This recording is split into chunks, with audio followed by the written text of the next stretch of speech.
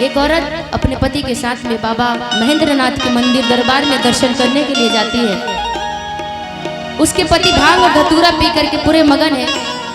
पत्नी बड़ी डरी हुई मन से पति से कहती है कि पतिदेव जी, आप बाबा भोलेनाथ के दरबार में जा तो रहे हैं, हमारे सिवान में ही महेंद्रनाथ मंदिर है छपरा में, जा तो रहे हैं बाबा के दरबार में, लेकिन एक बात जरूर याद रखिएगा कि भोला भंडारी हैं, उनके दरबार में जा रहे हैं, भांग पी करके जा रहे हैं, गाड़ी चलाना है। बड़ी डरी हुई मन से बोलती है, कहती है कि गुरुर ब्रह्मा गुरुर विष्णु गुरुर देवो महेश्वर। किधर ज्यादा आवाज आ रहा है भाई? नाल पे। चंदन जी आप अपना माइक बंद कर लीजिए। गुरुर विष्णु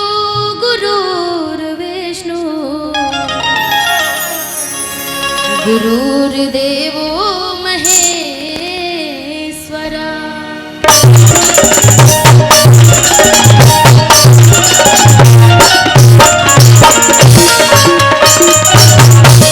क्या बात है, पत्नी का भाव पति से है क्या?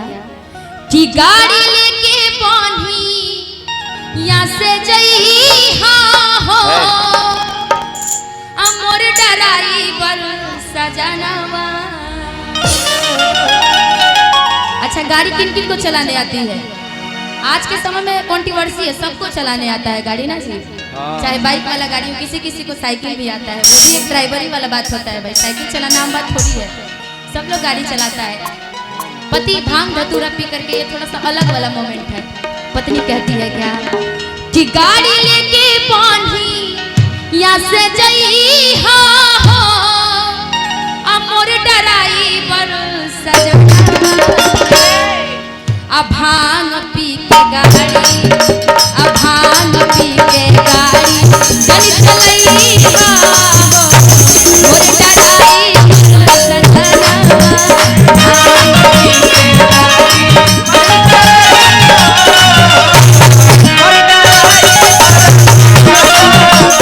भांग पी के गाड़ी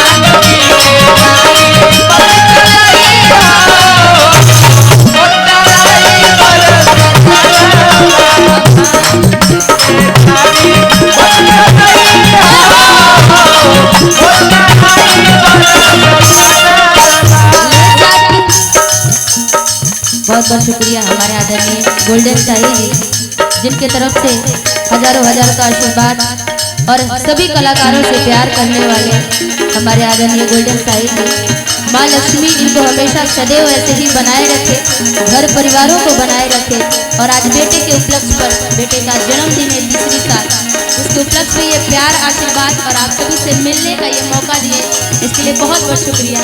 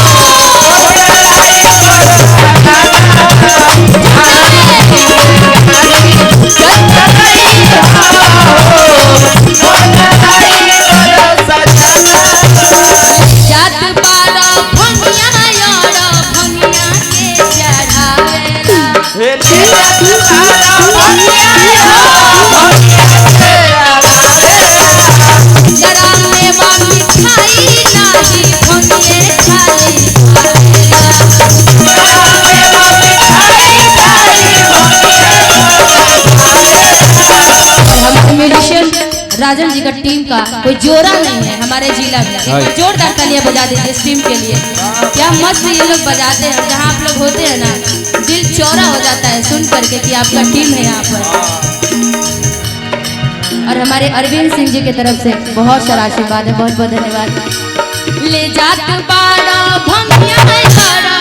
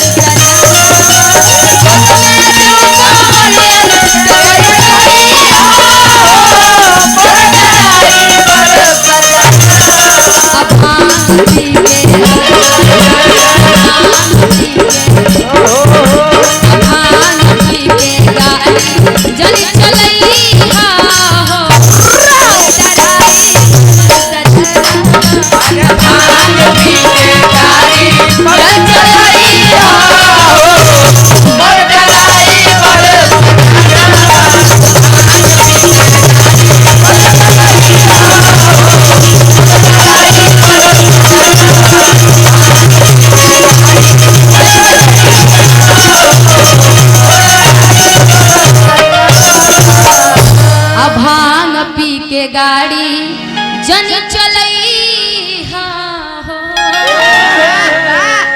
अमर है।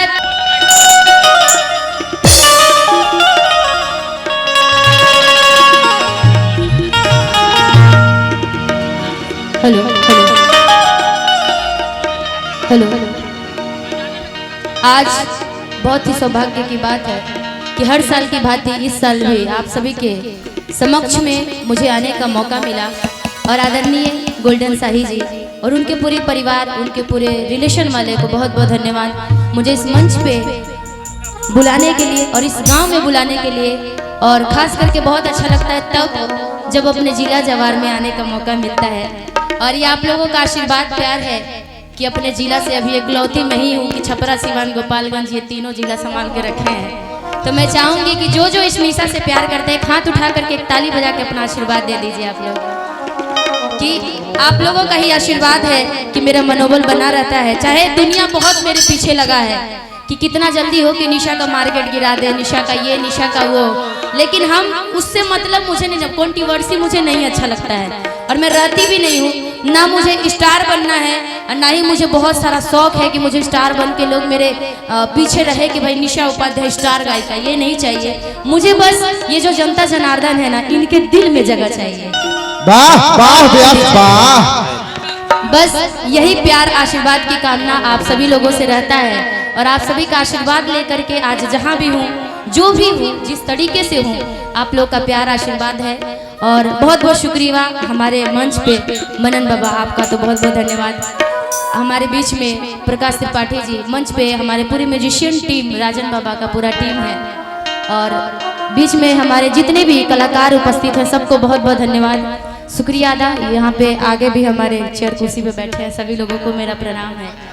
इतने सारे कैमरा वाले लोग आए हैं उनको भी बहुत बहुत धन्यवाद कि हर साल की भांति यहाँ से रिकॉर्ड करके ले जाते हैं, जब चढ़ाते हैं तो मिलियन मिलियन व्यूज जाता है ना जी। बहुत बहुत धन्यवाद आप लोग को भी। आइए गाने के दौर में चलना है, कहना है।